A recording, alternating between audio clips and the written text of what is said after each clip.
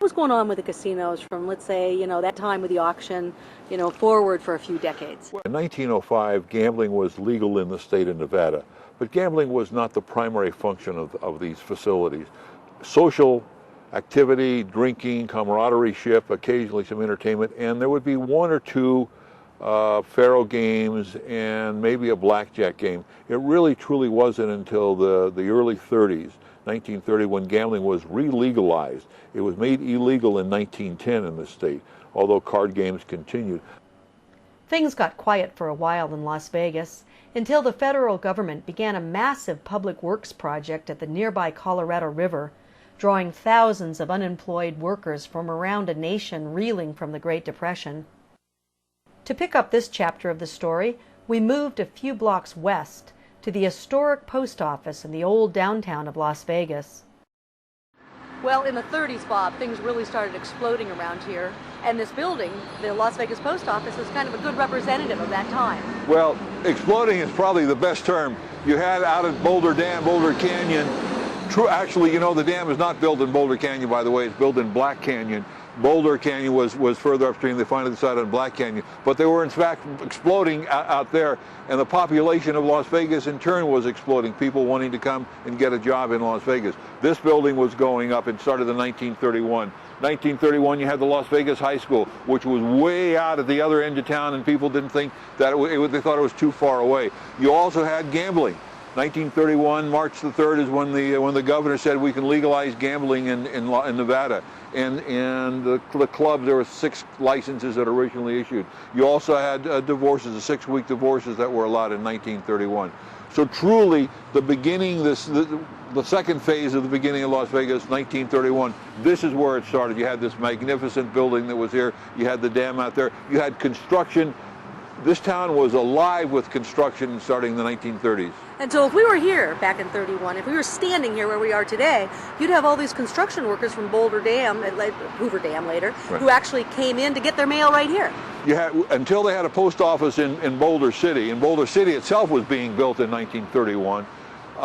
People would tell their families, I'm going to Las Vegas to get a job, write me care, gender delivery at the post office, and this is where they would line up to get their mail, send their penny postcards back home to their family saying, I have a job, I don't have a job, or I've got one, I'll call for you. This was truly the communication center of Las Vegas. You had a couple of newspapers, the Las Vegas Age, which became a weekly in the 1930s. You had the Review Journal. It was a booming time in Las Vegas as opposed to the rest of the country. This was a place of just tremendous activities. The depression that faced the rest of the country did not face Las Vegas. Land prices were going out of there. There were speculators, and those people that bought land in those days, if they held on to it, they truly did make a fortune. So it was a land of opportunity. It certainly was. Gwen, this in fact was a booming place in the 30s, but the place afterwards is 2 blocks from here to where Las Vegas really made its name, and that's Fremont Street. In the 30s, it was primarily construction. It really wasn't until the late 30s, early 40s, where 2 blocks up you have Fremont Street, and Fremont Street became Glitter Gulch through the 40s and into the 50s, and that's where really Las Vegas makes its current name as the gambling capital of the world. In the mid-1930s is when casino gambling, although they were called clubs then, they weren't casinos. It wasn't until the 40s that they became known as casinos. There are 2 gambling centers in Las Vegas that developed over the years. The first one was Fremont Street, and then in the late 40s and into the 50s, it was the Las Vegas Strip. The El Rancho Vegas was the first facility, not the Flamingo, despite the movie Bugsy Siegel. It was really the El Rancho Vegas, then the Last Frontier, then it was World War II, and then after World War II we had the Flamingo Hotel. And from that point on, the Strip has just become the gambling mecca of the world. Truly, the Las Vegas Strip is not within the city limits of Las Vegas. The city limits of Las Vegas end at Sahara, and the Las Vegas Strip is outside the city limits, but the world thinks of Las Vegas as the Las Vegas Valley. The other thing that occurred in the 1950s that really set Las Vegas off and gave it international fame was when the Atomic Energy Commission, the federal government, decided that Southern Nevada was going to be the place to test atomic bombs. Starting in 1951 and continuing through the 70s, atomic bombs have been tests have been conducted in southern Nevada. We had atmospheric tests certainly in the 50s, and you would see these giant mushroom clouds that would appear on the horizon. The Nevada test site is northwest of Las Vegas by about 70 miles. What did the test site mean to Las Vegas? Well, one of the key things that it meant from a historical milestone was in 1952, Las Vegas became the largest city in the state of Nevada. And from that point on, it clearly continues to be the largest city in the state of Nevada. But it also brought a different citizen to this community. It brought scientists, and there were many articles written about the scientist and the showgirl.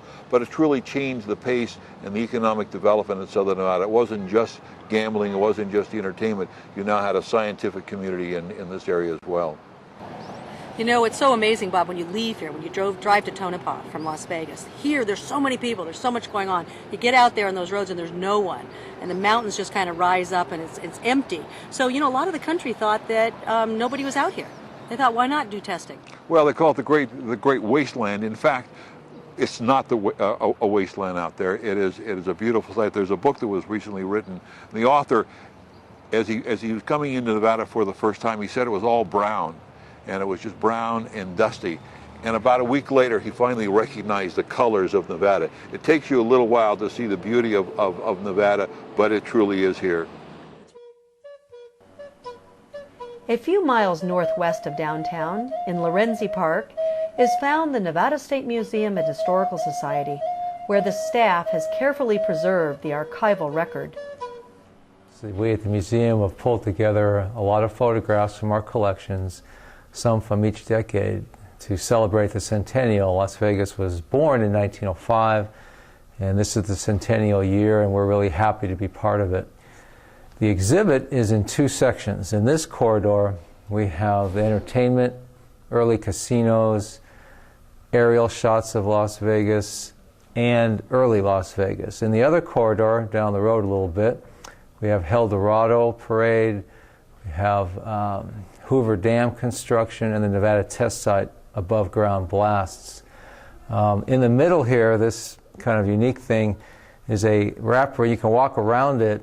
It is a view of the Las Vegas Strip in 1977, and it's actually longer than this. We had to cut it a little bit. You can see the entire strip from a bird's eye view from Tropicana all the way down to the Sahara, and it's one continuous shot.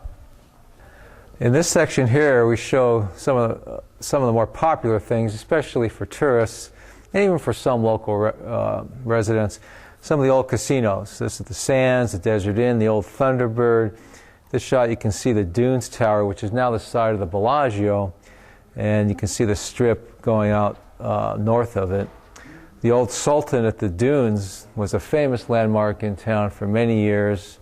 Unfortunately, later, the Sultan ultimately burned and had to be discarded. This is sort of a classic shot of the Flamingo in the mid-50s. It's a really beautiful artistic shot, and you can see the Champagne Tower there.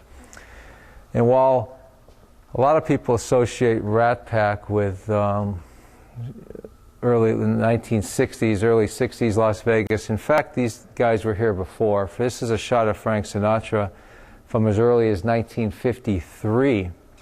When he was performing at the Sands, and there's Sammy Davis Jr. backstage with his uncle Will Maston. A lot of people seem to be pleased by seeing a rather baby-faced Elvis Presley in his first appearance in Las Vegas in 1956. It turns out that this first appearance was a flop. The audience didn't like it, and the critics hated it, but as we all know, he went on to bigger and better things.